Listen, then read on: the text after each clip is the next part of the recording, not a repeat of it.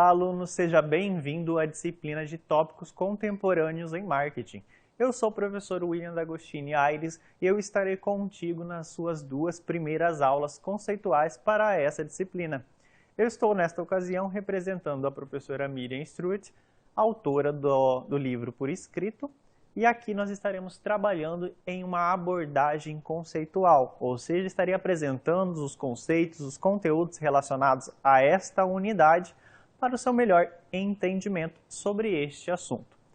A disciplina ela foi construída com base na ideia de tópicos que são impactantes ali, que eles influenciam no processo de construção do marketing na contemporaneidade. Para isso foram reunidos alguns autores, cada um em sua área de domínio, que trabalham esses tópicos em sua melhor abordagem. E para iniciar esses tópicos, eu gostaria de apresentar aqui para vocês a nossa primeira unidade, que é sustentabilidade e responsabilidade social. Como eu já mencionei, o meu nome é William D'Agostini Aires e eu trabalho com a área de responsabilidade social desde a minha graduação. Falando um pouquinho sobre a minha formação, eu sou bacharel em Relações Internacionais. Neste momento, no caso da minha graduação, eu estudei as conferências internacionais do meio ambiente e desenvolvimento sustentável, que serão mencionadas nesta aula. Além disso, eu sou pós-graduado em docência no ensino superior e novas tecnologias educacionais. Também tenho MBA em gestão de pessoas.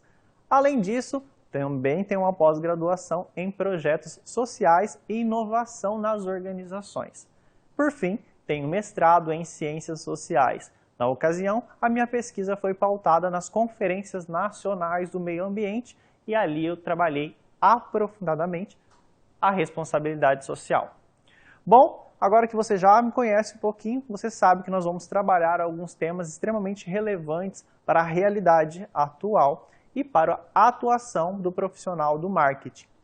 Para isso, eu gostaria de enfatizar um ponto de vista sobre a área de marketing. O que nós tínhamos muito antes como a comunicação, a publicidade sendo a essência do marketing, ela foi extremamente desmistificada. E hoje o marketing se aproxima muito da área de relações pessoais, das relações humanas, das políticas públicas também. Mas, professor, eu fui contratado por uma organização privada para desenvolver a publicidade. Perfeito, mas para que você seja assertivo em suas escolhas, em suas abordagens, é importante que você conheça algumas atribuições e algumas influências sofridas pela questão pública e pela questão social. Afinal de contas, a atuação do marketing é na interlocução entre o que o mercado espera e o que as empresas podem proporcionar para suprir essa demanda. Concorda comigo? Então, esses temas aqui são extremamente importantes para que você tenha uma atuação eficiente ao corresponder a essas expectativas. Tá confuso? Então vem comigo que eu vou te mostrar um pouquinho melhor sobre o que nós vamos trabalhar hoje.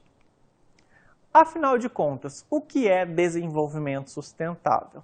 Eu creio que você deve estar se perguntando. Desenvolvimento sustentável não é só a preservação do meio ambiente, é respeitar fauna, flora e a natureza? Ela surgiu com este princípio básico, mas ela é muito mais do que isso. Ela, a sustentabilidade que tanto almejamos. O desenvolvimento sustentável são as estratégias, os formatos, as atitudes que tomamos diariamente. Sim, você como cidadão e as empresas como representantes das necessidades da sociedade como um todo. Então, o desenvolvimento sustentável ele não pode ser atingido apenas por um indivíduo. Ele é uma construção conjunta e compartilhada entre a sociedade, as quais atribuições nós vamos mencionar aqui nessa aula de hoje. Mas e aí a pergunta não foi respondida. O que é desenvolvimento sustentável? O desenvolvimento sustentável nada mais é do que o desenvolvimento capaz de suprir as necessidades da geração atual sem comprometer a capacidade de atender às necessidades das gerações futuras. Este é um dos conceitos que pode contemplar ali o papel do desenvolvimento sustentável, mas ele não é só isso. O desenvolvimento sustentável tem uma pauta, como vocês puderam perceber, baseada nas questões das pessoas, dos indivíduos, da sociedade como um todo. Então significa que as minhas atitudes como consumidor impactam nesse desenvolvimento, mas principalmente as atitudes dos produtores nas empresas acabam gerando um impacto cada dia maior nesse processo. Por isso as empresas estão sendo cobradas de condutas éticas e morais que respeitem ao meio ambiente, supram as necessidades de uma sociedade, mas ao mesmo tempo consigam desenvolver a economia de uma forma ecossustentável ou eficientemente plausível às necessidades do meio ambiente. Mas isso não é tudo, concorda comigo? Vamos então aos pilares da sustentabilidade. Pilares são aqueles que sustentam uma base, ou seja, aqueles que promovem um caráter de manutenção de uma estrutura. Se eu almejo constantemente a sustentabilidade, ser sustentável, quais são os pilares que acabam sustentando esta proposta? Aqui nós temos o primeiro, ou não menos importante, que é o ambiente ou meio ambiente. A natureza, a ecologia, foi a quem trouxe essa pauta ao debate. Por quê? Nós já vamos falar da questão histórica, mas houve a necessidade de considerar a capacidade de entrega do meio ambiente. Como assim, professor? A natureza, ela pode te proporcionar matéria-prima para a produção de um bem, de um serviço, até um determinado ponto. Se a minha exploração daquela matéria-prima for maior do que a capacidade da natureza de entrega, há ali um déficit em algum ponto. Ou seja, ou eu que estou explorando demais, ou a natureza que tem pouco a me oferecer. Aí nós entramos um pouco sobre aquela lógica dos bens renováveis e não renováveis. Veja um caso da luz solar ou do próprio vento. São bens renováveis, eles se renovam constantemente. E os bens não renováveis, como é o caso clássico do petróleo, eles têm ali um limite, ou seja, haverá um momento que não teremos a disponibilidade desta matéria-prima.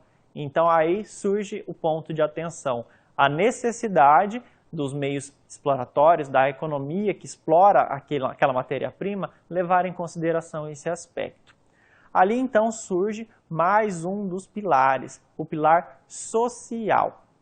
A sociedade é quem necessita daquele produto, daquele serviço, daquela matéria-prima que está sendo explorada. Pensando nisso, nós temos que levar em consideração como consumimos, a quantidade que consumimos, mas principalmente a forma com que descartamos os resíduos sólidos, ou seja, o lixo proveniente do final daquele consumo. Além disso, nós também temos que levar em consideração no pilar social que a sociedade ela ali tem uma necessidade de bem-estar contínuo, ou seja, o Estado deve promover esse bem-estar. Mas e a economia, que ela é atrelada direta e indiretamente ao Estado, mas ela também tem ali como meio influenciador a indústria, o comércio, ou seja, o segundo setor.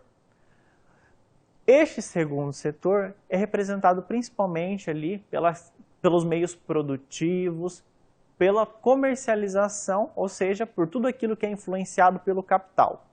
A economia demanda essa exploração ao mesmo tempo que ela precisa dessa exploração para se manter. Aí nós voltamos mais uma vez à sustentabilidade. Resumidamente, a economia precisa relacionar esses dois outros pilares, o que a sociedade requer e o que o meio ambiente consegue proporcionar de entrega de matéria-prima. Através disso, haverá a maturação, ou seja, a produção dos produtos finais feitos pela economia e a sua entrega.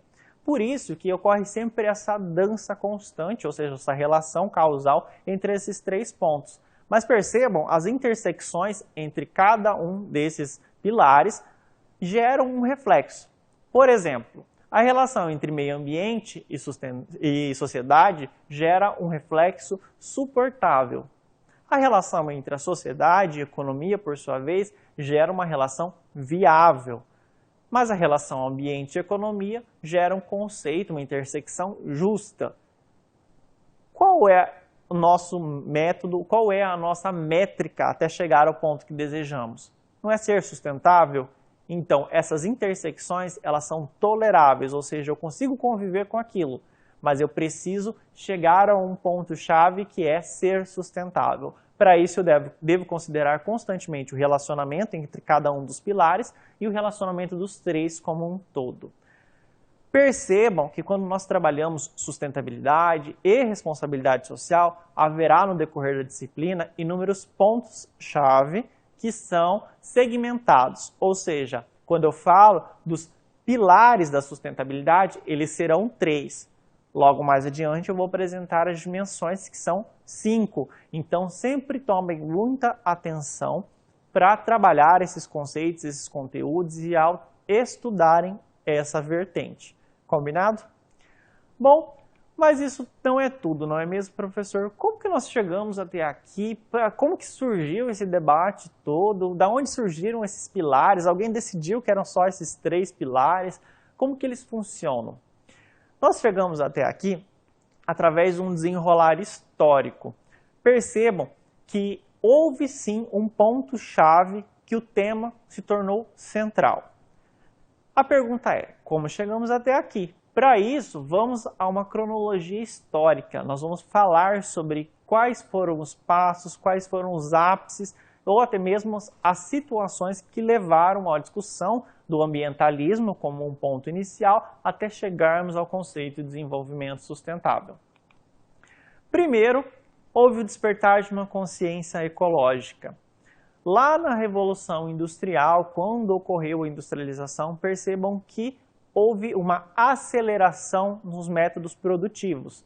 Antes, um artesão demandava uma quantidade de tempo X para que um produto fosse feito, porque todo o processo era concentrado nas mãos de um único indivíduo, às vezes até mais de um indivíduo, mas mesmo assim, o processo sendo uma manufatura, sendo feito manualmente, ele demandava uma quantidade de tempo muito maior, que dava tempo ao meio ambiente para novamente se repor, se renovar e promover novas matérias-primas. Mas a industrialização acelerou esse processo de produção de uma forma tão rápida que a natureza não conseguia repor essa matéria-prima que era explorada, que era retirada. Então aí surgiu um ponto de atenção. Mas o ponto de atenção não era a escassez propriamente dita de recursos, e sim os resíduos que essa produção gerava.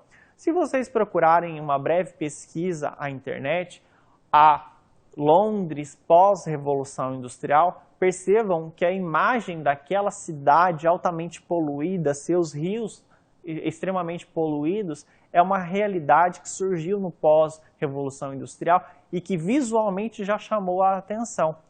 Mas esses debates foram levados a proporções ainda maiores quando os estados, os representantes principalmente desses estados, começaram a se conscientizar da necessidade da preservação do meio ambiente. Por quê?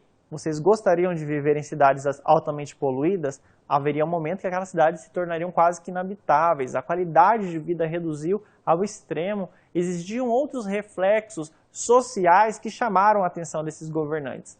Mas foi nas décadas de 40 e 50 que foi criada a ONU, Organização das Nações Unidas, que nada mais é do que uma instituição internacional, uma organização internacional, como o nome indica, que reúne representantes de diversos estados para falar sobre determinados temas, para discutir principalmente sobre as necessidades conjuntas, ao mesmo tempo que leva esses representantes a algumas ações pontuais de nível global. Pensando nesse aspecto, também surgiu na década de 60 ONGs, organizações não governamentais, que no Brasil também são conhecidas como OSCs, Organizações da Sociedade Civil, em prol do respeito às causas sociais, de tentar defender algumas causas sociais para o Estado, representando essa causa social. Consequentemente, muitas pessoas já conhecem ali a atuação de muitas organizações não governamentais, mas neste caso do meio ambiente, a WWF e o Greenpeace são as mais conhecidas internacionalmente, dado as suas ações ali de defesa aos ecossistemas e principalmente a fauna e flora.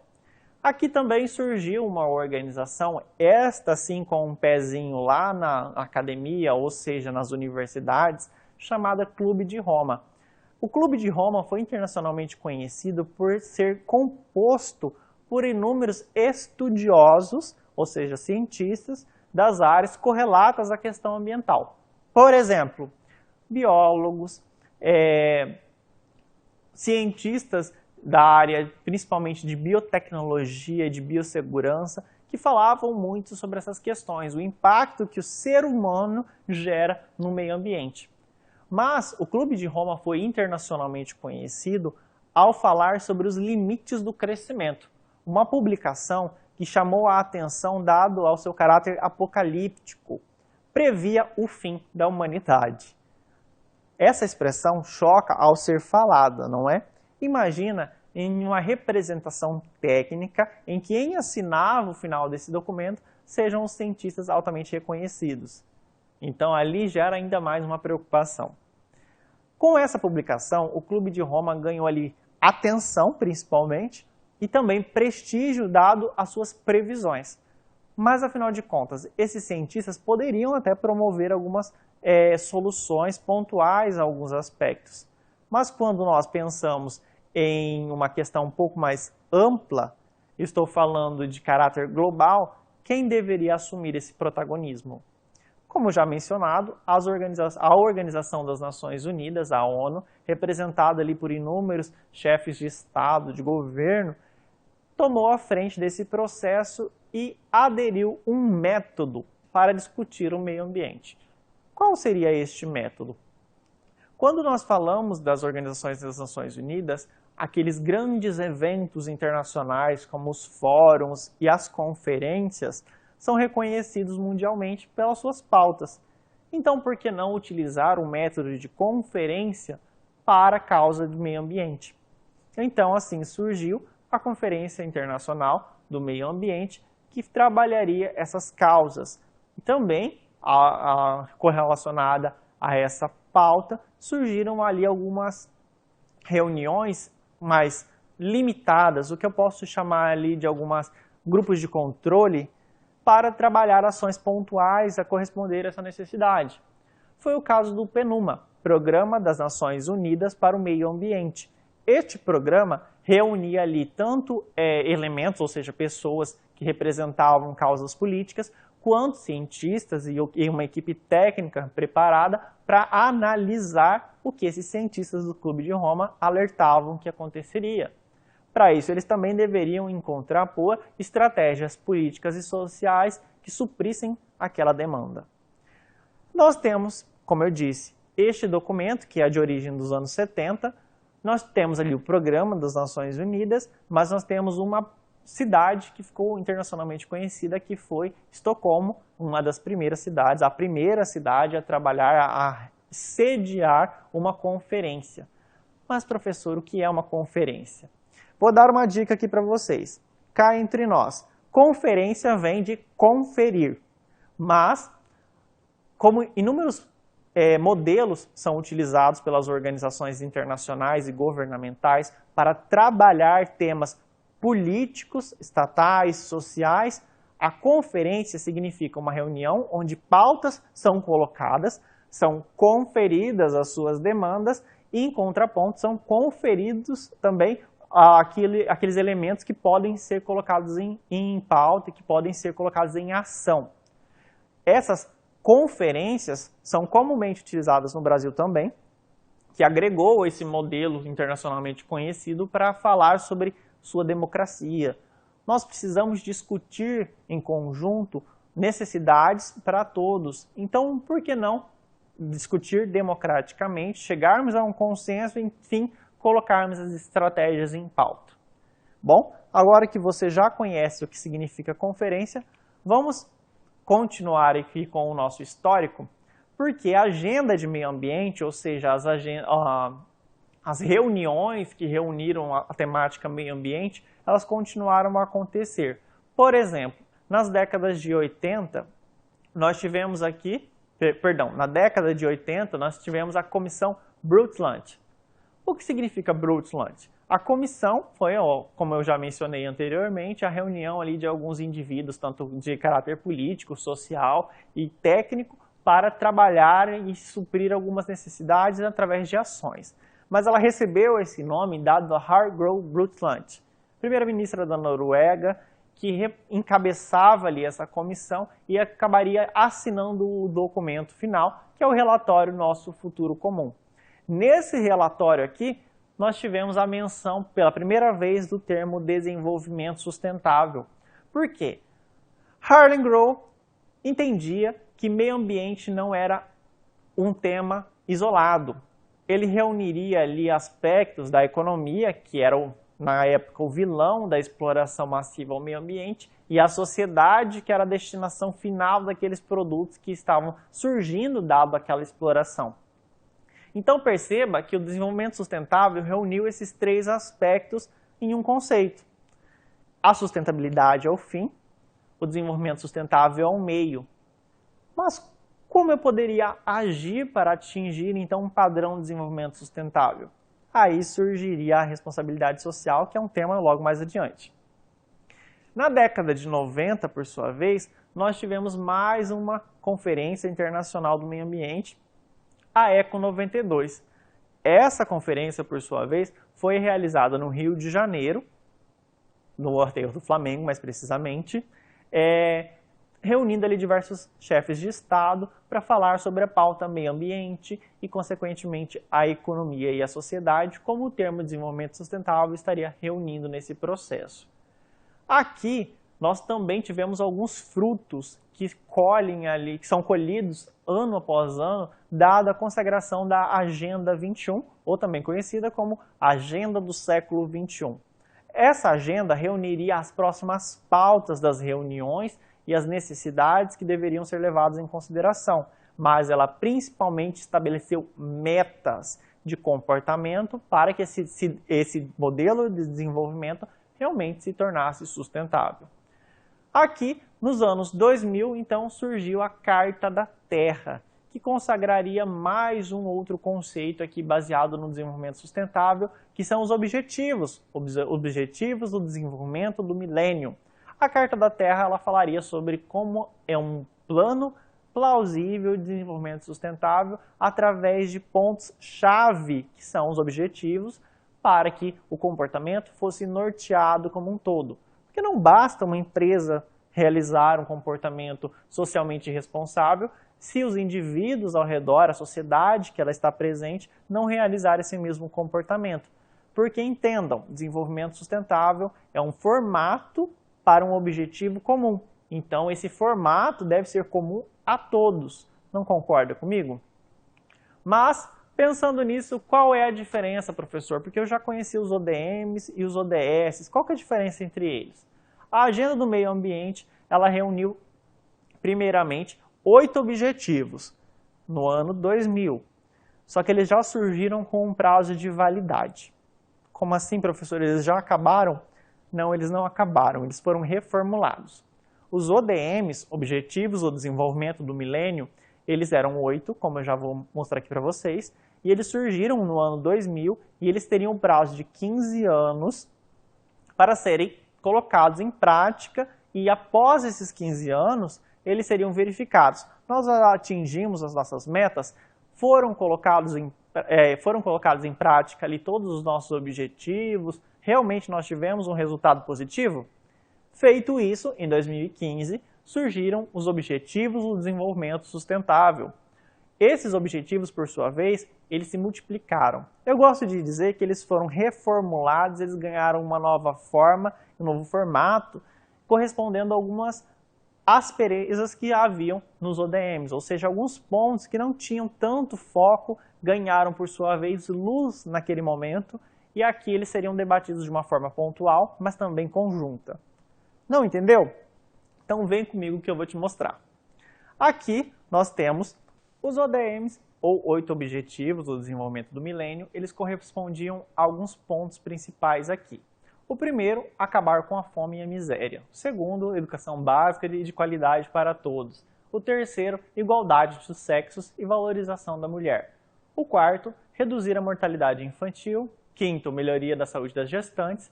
O sexto, combater a AIDS, a malária e outras doenças. 7, qualidade de vida, respeito ao meio ambiente. E o oitavo, todo mundo trabalhando pelo desenvolvimento.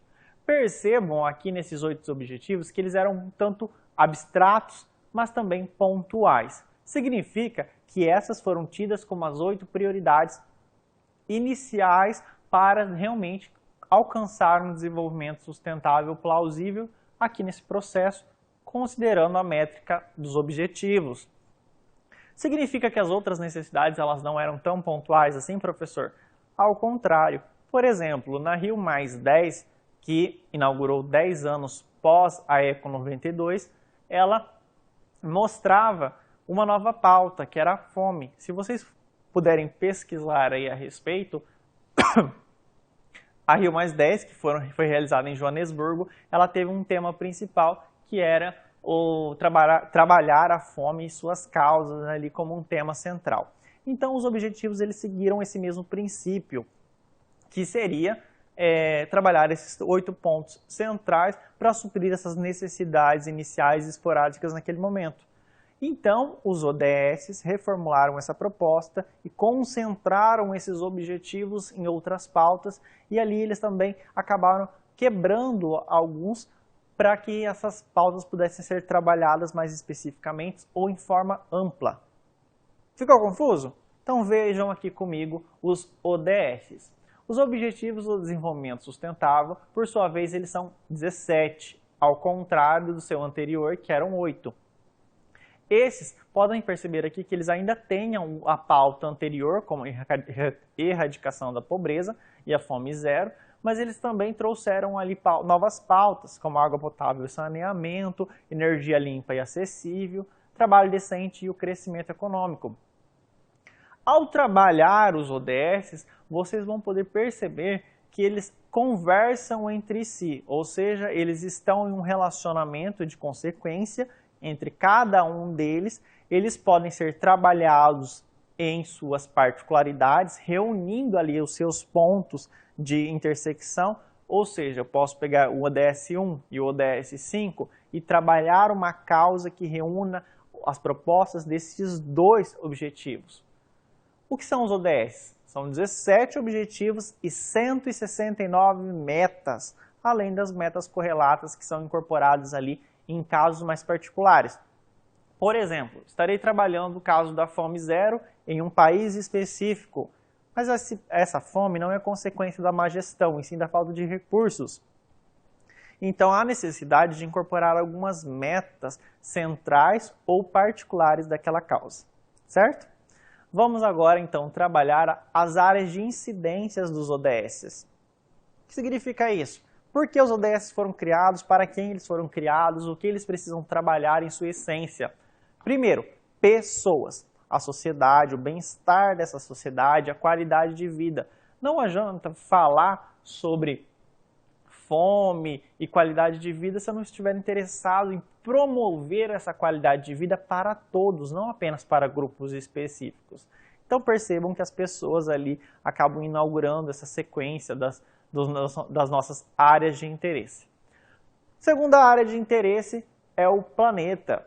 Nós temos que respeitar o meio ambiente, já que ele foi o primeiro ponto inicial ali no processo de construção da causa do desenvolvimento sustentável.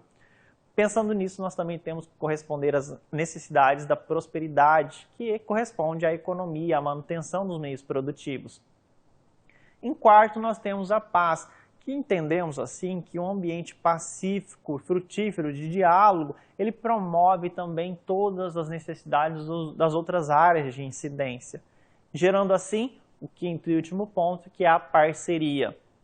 Percebam que os 5 P's das áreas de incidência, eles são concentrados em uma relação causal, ou seja, um acaba se unindo ao outro. Os 3 primeiros estão relacionados aos 3 pilares do desenvolvimento sustentável e os outros 2 são pontos de intersecção, ou seja, de relacionamento entre todos. A paz gera parceria, que gera debate sobre pessoas, planeta e prosperidade. Levem contigo essa frase para memorização um pouquinho sobre esse conteúdo. Aqui, então, nós entramos em mais 5 pontos. Lembra que eu falei com você que a área de desenvolvimento sustentável concentra esses pontos segmentares, ou seja, conceitos que são subdivididos em outros conceitos? Então perceba que agora nós temos mais um ponto desse, que é as dimensões da sustentabilidade. Quando eu falo na sustentabilidade como um fator exploração econômica e preservação do meio ambiente, eu tenho 5 facetas ou 5 características principais de atenção.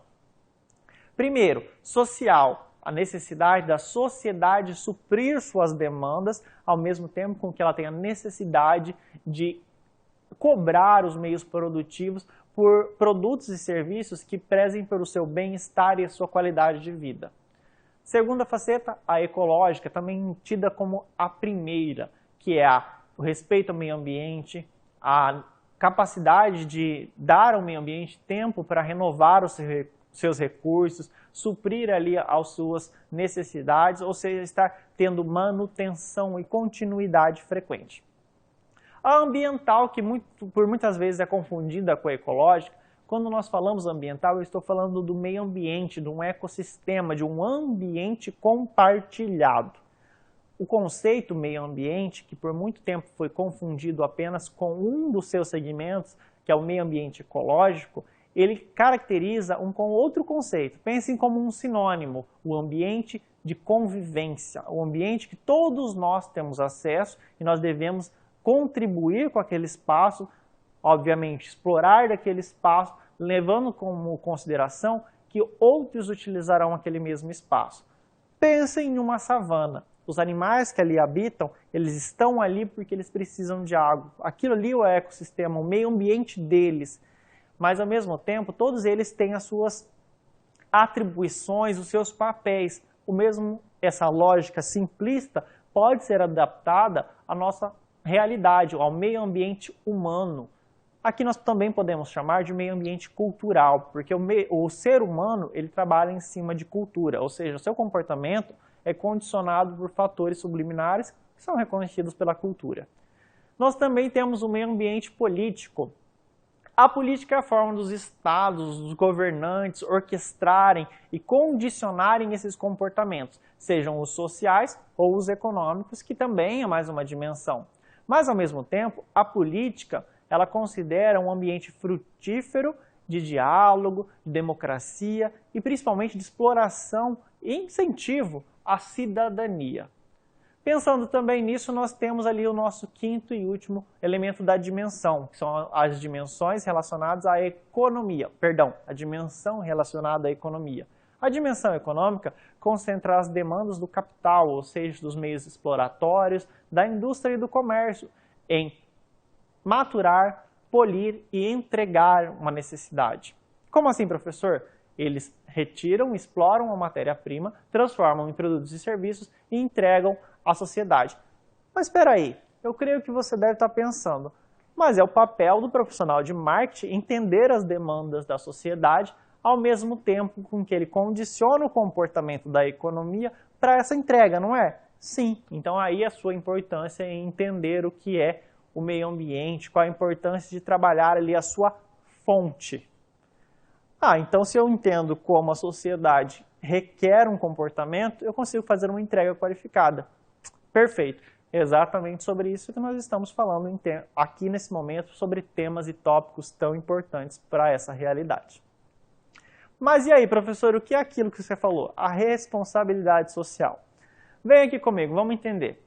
Responsabilidade social é um conjunto de ideias e práticas que fazem parte da estratégia de uma organização cujo benefício é gerar benefícios para todas as partes interessadas, evitando prejuízos.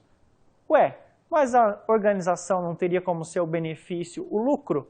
Sim, mas se entende que o lucro não é só uma das metas de uma organização, de uma empresa propriamente dito.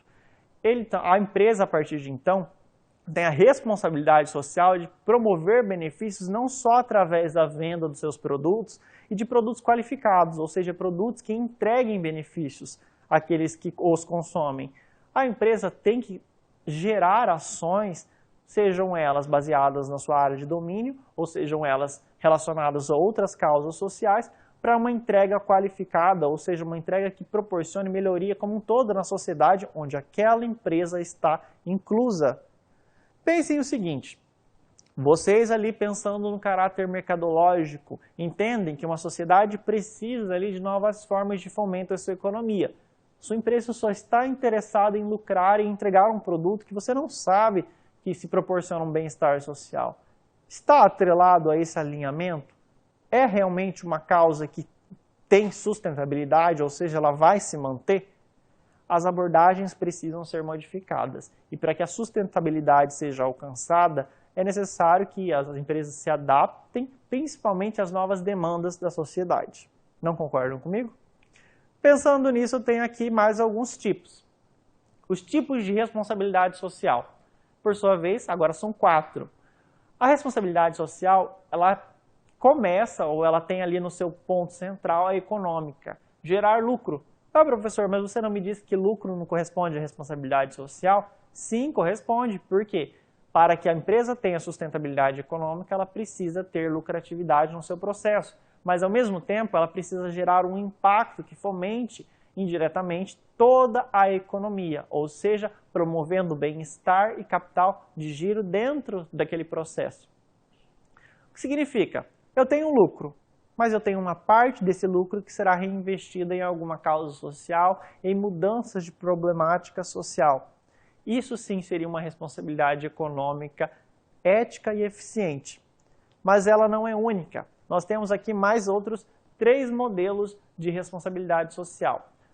Aqui, logo em seguida, a responsabilidade social legal. Não estou falando de legal nesse sentido, estou falando de legal baseado em legislação, baseado em força da lei. Nós temos inúmeras leis que impõem comportamento às empresas e também aos cidadãos para que estes tenham condutas socialmente responsáveis. Então perceba que nós temos aqui um segmento bem centrado e instituído.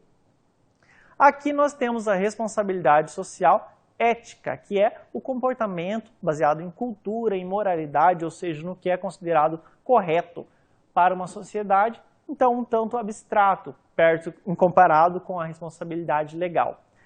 E lá por fim, a responsabilidade social discricionária, também muito atrelada à questão filantrópica, ou seja, ao desempenho da filantropia. O que é filantropia? Promover o bem-estar através de alguma doação, de suprir alguma demanda pontual. Mas ela não gera um impacto social propriamente dito, ou seja, ela não muda uma realidade social. Posso te dar um exemplo. As tão comuns aí, as campanhas do agasalho, elas retiram algo que não tem mais serventia de algum público e entregam àquele público que demanda daquilo. Isso sim é uma ação filantrópica, é promover a caridade, vamos dizer assim. Agora que você já conhece as segmentações da responsabilidade social, qual é a questão ética? Como a ética funciona? Um termo um tanto filosófico, um tanto sociológico, que gera inúmeros debates. O que é ético para mim, nem sempre é ético para você. Por quê? A ética, com o passar do tempo, os aperfeiçoamentos que a sociedade sofreu através de inúmeras influências externas e internas, ela tem sofrido ali também algumas mudanças. Ou seja, quando nós falamos ali de acessibilidade, o acesso à fonte de informação também tem modificado o comportamento que as pessoas consideram como ético. Por quê? Ética nada mais é do que o que é certo, o que é errado, com base em um pré-julgamento que é reunido através do seu conhecimento, da sua aproximação enquanto a alguma característica, alguma ação ou política social. Ficou um pouco complexo? Então olhem aqui comigo.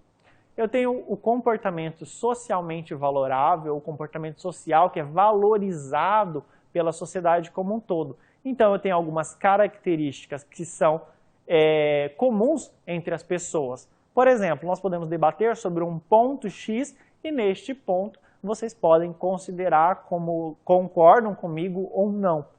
Isso significa que nós concordamos enquanto a ética daquele comportamento. Mas, para que as empresas tenham ali os seus princípios-chave, reúnam os seus princípios mais comuns dentro desse processo, é comum também você encontrar nas empresas os códigos de ética, que reúnem ali alguns princípios, alguns dizeres sobre o que naquela empresa é considerado ético e moral. Em contrapartida, fora da empresa, a sociedade comunga de uma mesma fonte, de uma fonte baseada na cultura, ou seja, o que a moral e os bons costumes consideram e levam como um comportamento ético. E ali nós temos então um ponto que é a cultura e a moralidade. Esse é um debate muito amplo, abstrato e por muitas vezes que gera muito conflito. Por quê? Como eu já mencionei, a ética ela pode variar. Vejam um exemplo muito clássico. Aqui no Brasil, nós comumente consumimos carne vermelha ali de uma característica histórica. Mas na Índia não é consumido esse tipo de carne. Por quê? Lá existe um fator cultural de cunho religioso que despreza esse tipo de comportamento. Então significa que naquele país isso não seria considerado ético, consumir a carne vermelha. Em contrapartida, aqui no Brasil isso é. Corrigindo, não carne vermelha, carne bovina, certo? Mas a ética e a moralidade é um assunto que nós podemos sentir cotidianamente ao sermos julgados enquanto alguns comportamentos, em julgarmos também alguns comportamentos. Vejam o caso ali das mídias sociais que difundem comportamentos de pessoas famosas e nós constantemente julgamos esses comportamentos com base no que nós construímos como os nossos fatores individualmente ali, nossos fatores éticos como algo particular. Concordam comigo? Então, para isso, nós precisamos entender ali do papel da ética no marketing, ou seja, a ética e a responsabilidade social para o funcionamento, para o desenvolvimento do marketing. O marketing ele tem que prezar por alguns fatores éticos dentro do comportamento e do desempenho da sua profissão. Quais seriam eles? Primeiro, nós temos aqui dois dispositivos de controle, vamos dizer assim, que são aqueles norteadores do desenvolvimento de ações de marketing. O primeiro são as relações públicas. Relações públicas é entender o que a sociedade demanda da empresa e em contrapartida a empresa se comportar daquela forma com que ela é demandada, com que ela é cobrada. Então muitas pessoas têm ali seus discursos redigidos e revisados porque entendem que a sua fala gera um impacto, ela gera opinião numa sociedade, então ela deve ser constantemente polida, deve ser antecipado aquilo que pode ser julgado como uma afirmação negativa. Então percebam que responsabilidade social surge a todo momento, através da sua expressão, da sua forma de dizer e de como a informação chega ali através para o seu ouvinte. Como eu já mencionei, nós temos os códigos de ética. O código de ética de uma empresa reúne ali valores baseados na missão e na visão daquela empresa e da sua participação, ali do seu papel e sua atuação numa sociedade. Nós também temos aqui os princípios éticos no marketing, considerando o processo da produção. O que significa isso, professor? Quando eu vou fazer uma campanha publicitária, eu vou lançar um novo produto, um novo serviço, ou até mesmo consumir, porque a atuação dos consumidores em construir a ética e a moral de uma sociedade, ela é constante. Então é importante que vocês tenham isso em mente. Voltando aqui, o pensamento sustentável. Se eu vou consumir um produto, eu olho se aquele produto tem algum composto que pode me gerar algum tipo de alergia, não concorda? Pensando também nisso, as empresas têm disponibilizado cada dia mais produtos e também serviços que gerem cada vez menos impacto ao meio ambiente. Por exemplo, os produtos considerados low pool, significa sem sabão. Esses produtos, foi comprovado cientificamente que eles geram alguns tipos de alergias, alguns tipos de resistências a alguns indivíduos, a algum público específico. Então as pessoas têm optado por consumir esse tipo de produto que seja low pool, ou seja, sem sabão. Mas, ao mesmo tempo, as marcas têm reduzido a quantidade de sabonáceos nos seus produtos, porque esses sabonáceos geram um impacto no meio ambiente, mesmo após o seu consumidor ter consumido e não tendo gerado impacto à saúde daquele consumidor.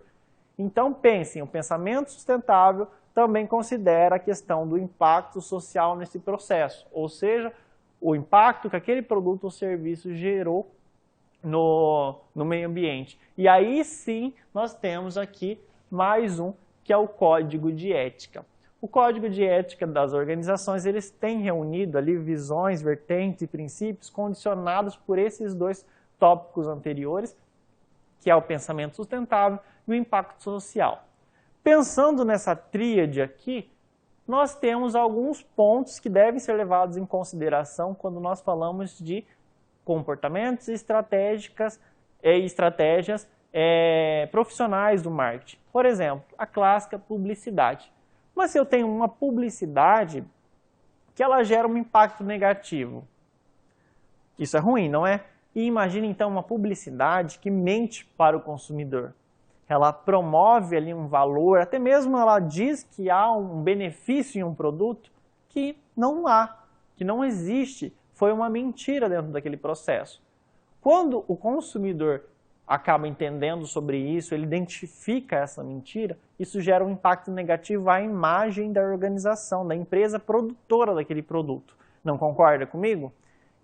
Pensando nisso, assim que os debates de desenvolvimento sustentável se iniciaram, foram sendo fomentados, muitas empresas optaram por mentir nos seus produtos para que elas não precisassem realizar mudanças estruturais no processo de produção e, em contrapartida, elas entregavam lá um produto final que não tinha alguns benefícios, em contrapartida, ela oferecia esses benefícios na sua publicidade para atrair esse consumidor atento aos malefícios de determinados compostos e fazer com que eles continuem consumindo, achando que eles estão consumindo algo que realmente causa um benefício ao seu bem-estar, à sua saúde. Então entendam que a publicidade enganosa ela é algo que impacta tanto a imagem da organização quanto a relação que ela tem com o seu consumidor. Aqui nós também temos uma questão cada dia mais comum, que são as embalagens recicláveis. O movimento atual mostra muitos produtos e serviços sendo entregues sem uso de embalagem. Nossa, professor, mas e a higiene nesse processo? Essas embalagens, muitas vezes, elas são já renováveis ou elas são biodegradáveis. No caso, quando elas são necessárias. Atualmente, tive conhecimento de um produto um tanto inovador, que é o shampoo em barra. Esse produto vem em uma embalagem de um papel biodegradável, que ao momento que ele entra em contato com a água, ele já inicia o seu processo de decomposição. E o produto em si, ele não tem uma embalagem, não requer uma embalagem principalmente plástica, gerando então um impacto mínimo no meio ambiente. Pensem por essa visão, quando nós falamos dessa questão de embalagens. Inúmeras outras empresas usam a abordagem dos refis e também daqueles produtos que requerem uma embalagem reduzida com o uso de plástico. Ou se requerem uma embalagem plástica, que esse plástico seja retornável, que ele seja reciclado. Pensando em reciclagem, nós temos aqui mais um ponto sobre a questão do marketing. A logística reversa, ou seja, empresas que se preocupam com o retorno à origem de suas embalagens. Eu vendi um produto, um serviço, mas eu vou também me preocupar com a forma com que aquilo vai voltar para mim. Vejam o caso dos eletrônicos, que são, toda vez que você precisa descartar algum aparelho eletrônico, gera aquele senso, aonde eu vou descartar esse produto, já que eu não posso jogá-lo diretamente no lixo comum, e ele não é reciclável porque ele tem ali uma composição complexa que reúne inúmeros outros compostos. Bom, agora que você já teve o conhecimento sobre inúmeros aspectos do desenvolvimento sustentável, eu te aguardo na nossa segunda aula para nos aprofundarmos e focarmos ainda mais na área de marketing e falarmos sobre o marketing sustentável. Combinado? Eu sou o professor William Ares e até breve. Tchau, tchau!